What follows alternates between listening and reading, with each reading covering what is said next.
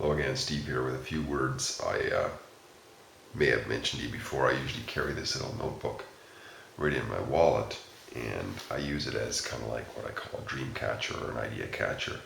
When things come to me, I sometimes write them down because they are thought-provoking or intriguing or something like that. And I just noticed today I wrote this couple of words. I put evolution versus revolution. The only difference in those words physically is there's an R in front of one of them. So I thought they must be related. I had looked them up at one time, but I like to look at the etymology of words.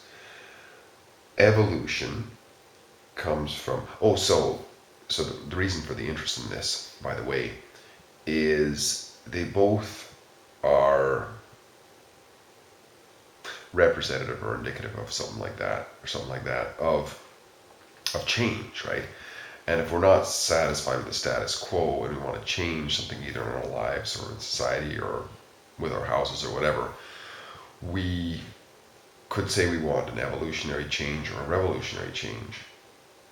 I thought it was interesting to look at these words in where they're coming from, because revolution we often think as kind of disruptive, whereas evolution is more of kind of a flow and an unfolding, right? And sure enough, when I looked them up in their origin, evolution, the Latin evolvere, if I got that right, means to unroll. So if we were rolling up a piece of paper, or if we had a roll of carpet or whatever we want to put on the floor, we unroll it, and then we have what we had was the roll of carpet, and now it's unrolled into a carpet on the floor. Whereas revolution comes from revolvere, which means to roll back.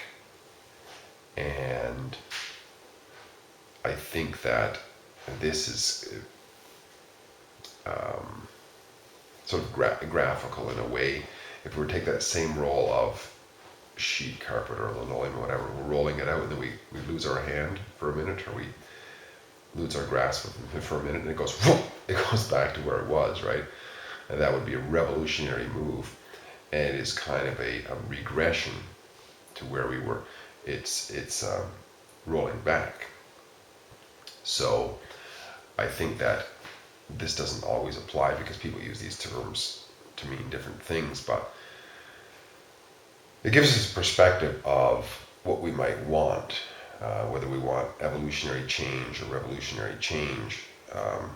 The unfolding thing I like because it sort of describes building upon what is, whereas the revolution is going back. And if we see many revolutions that take place, especially violent revolutions, there doesn't seem to be an improvement.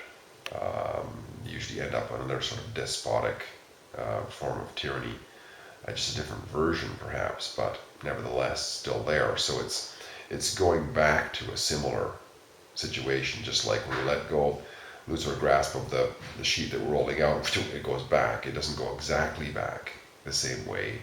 It's a slightly different, look and roll, but nevertheless it's somewhat of the same origin, so there's not as much change. So I think that if we can somehow go forward to something new. See, here's a lot of talk of, especially in the United States, about let's go back to the Constitution, let's go back to the Constitution, let's be patriotic and let's stand for the Constitution and so on.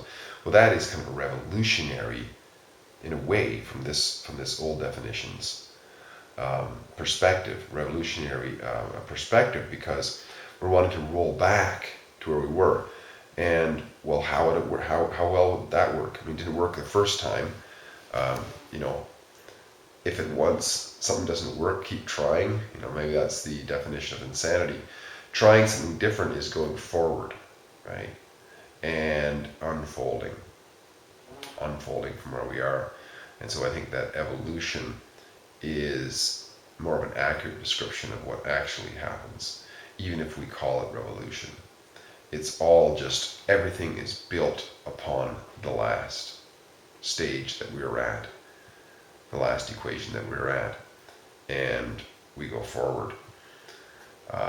This reminds me of a story a brother of mine told me one time, and he had moved to somewhere, I think it was somewhere on the West Coast, and he was moving back to where approximately to where he had stayed before, and he was on the ferry, and he was talking to this guy about how, he was going back to where he used to live.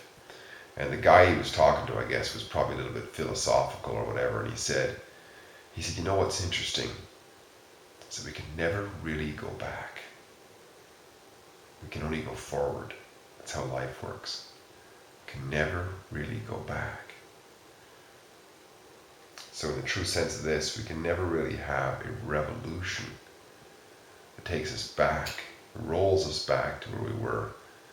We can only evolve.